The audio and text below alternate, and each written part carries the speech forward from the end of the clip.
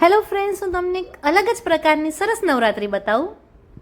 Hello friends, હું આજે આવી ગઈ છું મણિનગરની સૌથી ફેમસ સ્કૂલમાં, જેનું નામ છે શ્રી દુર્ગા વિદ્યાલય. અને આ એવી જગ્યા છે જે મારી સૌથી મનગમતી જગ્યા છે, કારણ કે આ મારી સ્કૂલ છે. યસ, હું 14 વર્ષ અહીંયા ભણી છું, 1 થી 12 ધોરણ, અને અમારા બાલ મંદિરના બીજા નાની મંડળી ને મોટી મંડળી એમ 2 વર્ષ. તો હું તમને આજના દિવસે કેમ અહીંયા સ્કૂલે લાવી છું, તો એની પાછળ એવું રીઝન છે કે અહીંયા નવરાત્રિના આઠમના ગરબા બહુ સુંદર થાય છે. હું તમને હમણાં ગરબાની થોડી ઝલક પણ બતાવીશ. અને આ છે પાછળ જે દેખાય છે ને, મારી સ્કૂલ છે. અમે આને નાની સ્કૂલ કહેતા, અને આની પાછળ જે બીજું બિલ્ડિંગ છે એને અમે મોટી સ્કૂલ કહેતા. અત્યારે ગરબા મોટી સ્કૂલમાં છે, તો હું ફટાફટ ત્યાં જાઉં છું અને તમને લોકોને ગરબાની થોડી ઝલક બતાવું છું. Thank you. જો આ છે અમારી મોટી સ્કૂલનું બિલ્ડિંગ, અને હવે હું અંદર જઈ રહી છું. આઈ એમ સો એક્સાઇટેડ, કારણ કે ગમે ત્યાં જઈએ પણ અહીંયા તો માતાજીના આશીર્વાદ લેવા જ પડે. જ્યારે સ્કૂલમાં ભણતા હતા ત્યારે પણ પગે લાગીને જ સ્કૂલમાં જતા હતા. આઈ હોપ આજકાલના બાળકોમાં પણ આ સંસ્કાર હોય. આ કેતનભાઈ સર છે અને આ કૃણાલભાઈ સર છે. આ કેતનભાઈ સર અત્યારે પ્રિન્સિપાલ છે. અમને એ વખતે ઇંગ્લિશ ભણાવતા હતા અને કૃણાલ સર અમને કોમ્પ્યુટર ભણાવતા હતા. આ છે અમારી શાળાનો સ્ટેજ, એને પણ પગે લાગી લઈએ, વિદ્યાર્થી તરીકે પણ અને આર્ટિસ્ટ તરીકે પણ.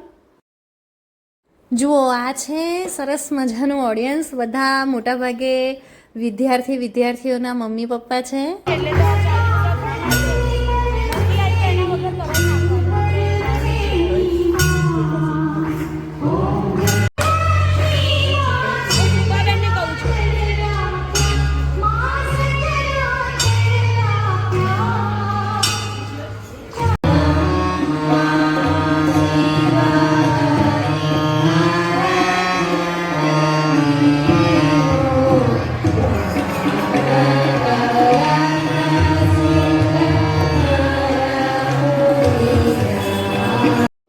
આ અમારી શાળાના ટ્રસ્ટી શ્રી નિશિતભાઈ સર, અને સાથે મણિનગરના પ્રખ્યાત ડૉક્ટર સાહેબ, જે દુર્ગામાઠથી જ ભણેલા છે.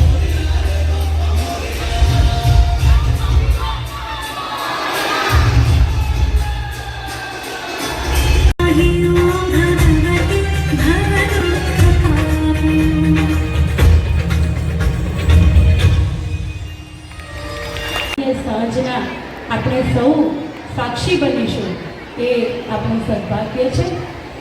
મારી સાથે આજની આ ગરબા મહોત્સવની સાંજે મને સાથ આપવા માટે છે આપણા સૌની લાડીલી, આપણી શાળાની જ ભૂતપૂર્વ વિદ્યાર્થીની, રંગમંચ અને ફિલ્મને જેણે શોભાવ્યું છે અને છેલ્લો દિવસ ફિલ્મની કોફી ગર્લ તરીકે જાણીતી પ્રાપ્તિ અજવાળિયા.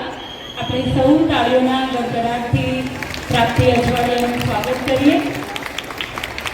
તેની વાણીના અજવાળાથી એ આજે મને સાથ આપશે. પ્રાપ્તિ અજવાળિયા. હેલો.